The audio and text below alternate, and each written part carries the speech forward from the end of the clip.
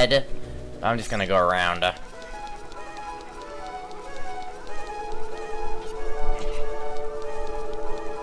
So now let's go ahead and open up this door. And then take out this spatula that's hanging on the ceiling. And then this is where we come across one of the very first puzzles, and when I very first played this game, I almost never gone past this room, and I'll explain to you why. The very first time I ever played Zelda Ocarina of Time, my TV was too dark. I could barely see a thing when I'm doing this puzzle. It's so dark that doing this block puzzle is impossible for me. Like, here, I'm gonna show you during editing. I'm gonna lower the brightness just to show you what I'm witnessing. This is what I see. Edit in, Marty. And, like, me trying to do this block puzzle while my TV, for my very first playthrough, is so dark, makes it ridiculously difficult. And, it's not my fault that I couldn't solve this puzzle. I blame the low-quality TV I had back in the day. But, nowadays, I'm able to do this successfully. And thank goodness the lighting is forgiving, in my case. And I'm able to work around it.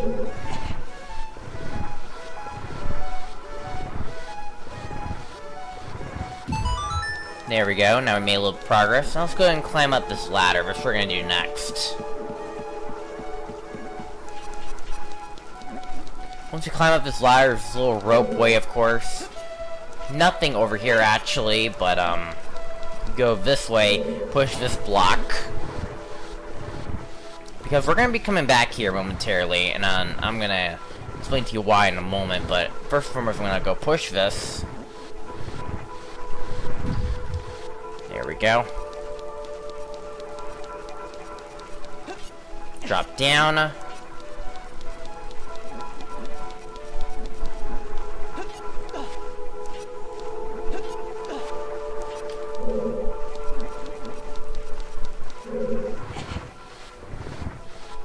Push this block over here. Man, Link is ridiculously strong, I'll say that. I know he's older, but then again, in the randomizer, when I play a lot of randomizers, turns out the Goron bracelet actually is also connected to these blocks. Because if you have the Goron bracelet, you can push larger blocks as well. Not only able to pull bomb flowers or grass in general, you're also able to push these blocks too. But I digress.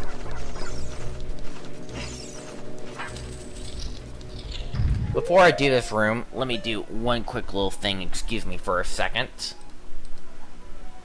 Alright. So, let me go ahead and set up my inventory really quickly. We're gonna need this, and we're gonna need this. And, I think we're good. Okay. So, I'm gonna go ahead and place Theor's Wind here as a little shortcut to get myself back here. And as you can clearly see through this room, it's clearly tipsy-turvy. This corridor is all twisted. Yeah, it's really twisted, Navi.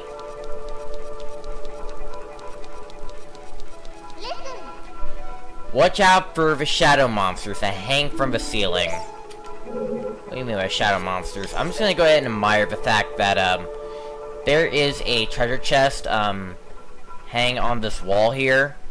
Pretty quite interesting, to say the least. But yeah, I digress. I'm gonna drop down here for a second. I'm gonna demonstrate something. Something will show up. There he is. Don't let this guy catch you. This guy scared the living crap out of me for my very first time. It got me goosebumps. But, this is a wall master. If he stands still, and you let him catch you, he will grab you, take you up to the ceiling, and then just send you all the way back to the beginning of the dungeon. So you gotta get back to this point all over again, and that really sucked. Just try to trick him, and if you're able to successfully defeat him, then you'll get a lot of rubies for that. Oh, nice little painting of one of the rope sisters disappeared. Oh, look, another photo where with her. Okay, well, that disappeared too. You know, these things has a very special key to something. We're gonna have to worry about that later, but right now, let's go and focus on the main picture. So now we're gonna be fighting off against another of these Stalfos. There's a bottomless pit in the middle. Well, not really bottomless pit, but it will lead you back to the room you fought the first two Stalfos. And this Stalfos can walk over that pit, but you cannot. So do not fall down there, otherwise you have to climb yourself back up. But luckily, if you defeat the one, then the floor will seal off. And now you gotta fight two more Stalfos, both at the same time, actually. Because, like, once you defeat one of them, now a time limit will collapse, and you gotta take out the second one before the other one revives itself. So, in a sense, after you defeat one, a timer will activate. So now you gotta take out the second one within a certain amount of time before it revives itself.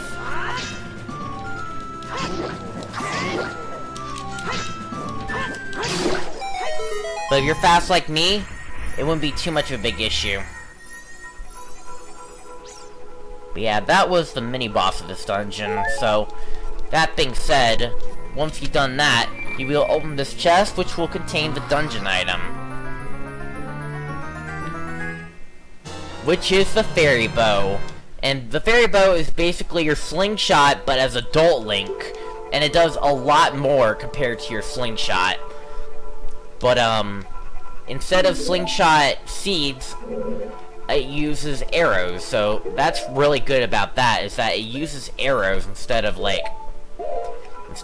slingshot bullets. So that being said, let's go back to the previous room, and we're gonna go ahead and shoot at this.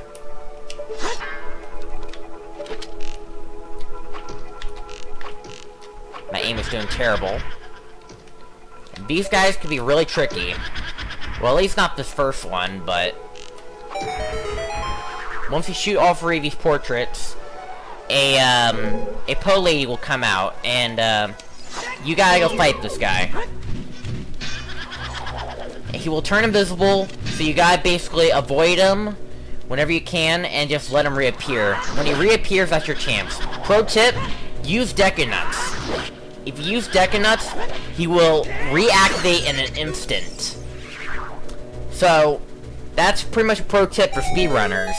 If you use Deku Nuts on those, on the witch ladies, then, you'll be able to, make them reappear in an instant, and you won't have to worry about, like, screwing it up, of course.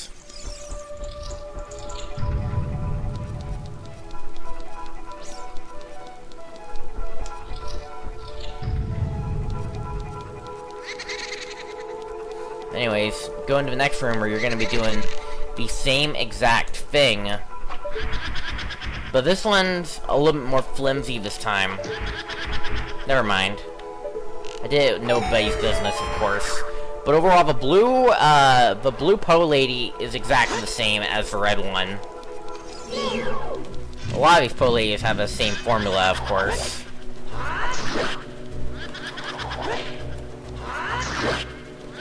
Just like Deku Nut, jump attack, Deku Nut, jump attack, Deku Nut, jump attack. That's the strategy.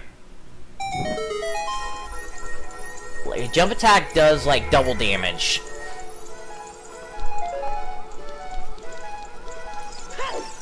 Also allows us to get this treasure chest over here, which will of course give us the compass, of course. So now we can see where the hidden chests are located.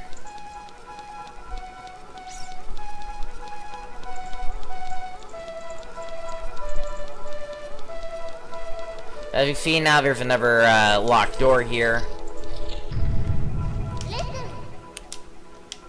But unfortunately though, we won't be able to do much beyond that because, like, oh gosh darn it. Because, like, as we enter the next area, there's another locked door beyond these green bubbles, so fortunately we cannot make very much progress right now. So as such, we're going to use Theor's Wind, and we're going to return to where we last activated it. So now we're gonna go backwards, and we're gonna do a little bit of backtracking, actually. I mean, it's not necessary, but, like, there's an eye switch early on in the puzzle, I might as well go ahead and activate it.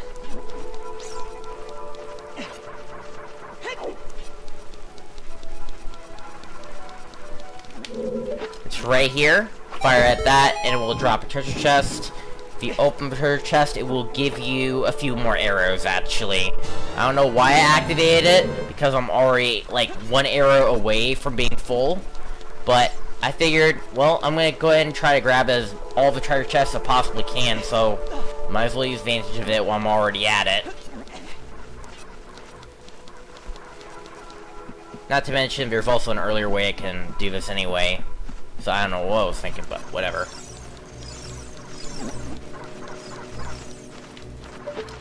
Doing stuff out of order, I guess.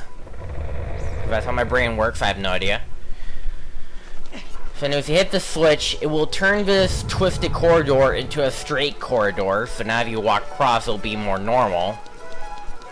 Still watch out for shadow monsters that hang from the ceiling, but you can now get this chest as multicolored. And the multicolored chest is the boss key. So now you're gonna need to find the boss key in order to activate the boss.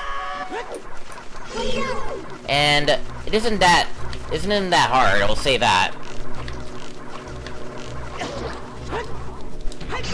Those bubbles are being a little bit annoying, so I figured I'd try using my arrow. Because it's being a little bit annoying. You don't really need to do this. Actually, you do, because the door was locked. Oh my god. Get over here! Dang. Wow. Die! Oh my god. And thus my skill goes to failure mode. That's just sad. Whatever. We're gonna jump across here. Because, what we're gonna be doing next, we're gonna go get the Skulltula here. We're gonna need to get our, hook shot. And get another Skulltula, of course. Jump across. Take out this, Dekubaba, of course. Walk across, turn right. And this is where we fight a floor master. Compared to the wall masters, these things are already on the floor. Once you destroy him, he will split into 3 small wall masters. You gotta make sure you take him out as soon as possible. And if you don't take him out fast enough, he will grab onto you, suck the life force out of you, and grow big again. You do not want that. But as such, it will summon a small key out of his chest. So with a small key in hand, we're pretty much ready to make more progress. So once you do that, turn right, enter this door, you go back to the room that we just exited, and go for this puzzle again. If I can go forward, please. Thank you.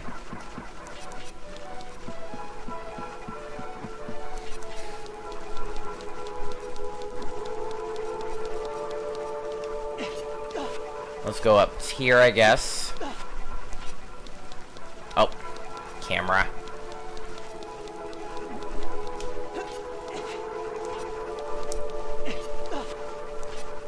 Alright.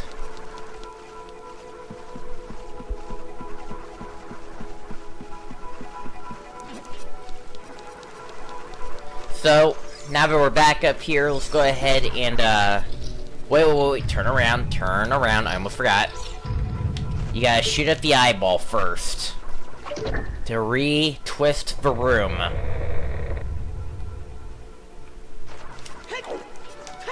And then enter the door. Oh my god, I'm failing miserably at it. Enter the door, go forward. Make a right. Go this way. Of course, I'm gonna do the speedrun way. Which, of course, is that. Because I'm really skillful with my skills.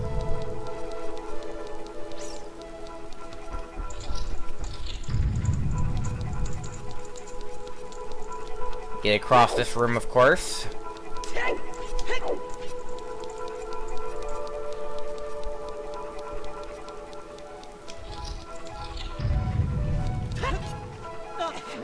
Really quickly, you can grab onto that. You don't necessarily have to take him out, but this guy is annoying me, so I'm gonna take him out. Take him out. I said take him out. I said. Thank you. Wow. So much fail near the end, but I digress. Then we enter this next room. Down below is some poison. But ignoring that, there's like a frozen ice switch. You can't shoot at it because it's frozen. So what you're gonna have to do is you're gonna have to shoot through this flame that's in the middle of this puzzle. Once you do that, your arrow will turn into a fire arrow and will melt the ice. And immediately activate the switch.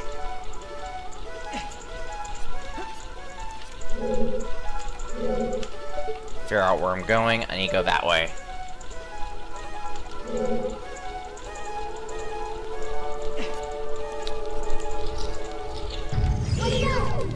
You don't really have to take care of him, so you know I'm gonna ignore him. My nose is so darn itchy.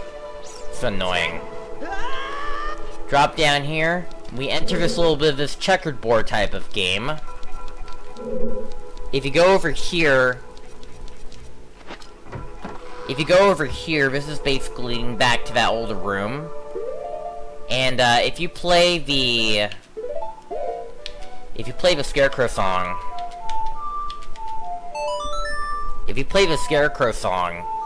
then you'll be able to summon Pierre here, and you can use Pierre as like a hookshot type of thing. So that way you can get here quicker. No, stop itching. I really hate my nose sometimes. It always happens during recording. Link, watch out. The ceiling is falling down. So across this checkerboard room is a crushing ceiling that you do gotta be careful about. You gotta hit the switch, which will unlock the door. Then you gotta go for this chest that's in the middle.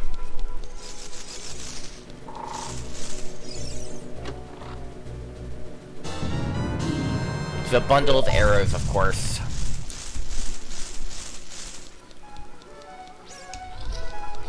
And then you enter this next room.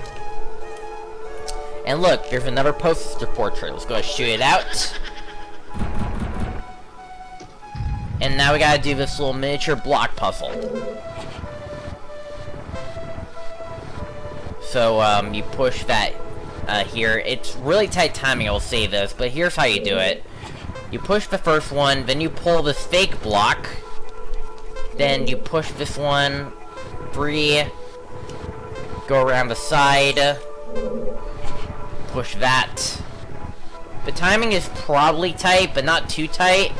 But if you do screw it up, the block will reset, will rotate, and now you gotta solve a completely different puzzle.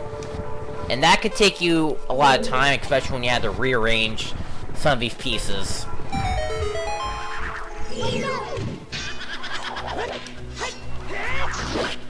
But luckily it isn't too bad. And again, use the Deku-Nut jump attack strategy to take him out like it's nobody's business.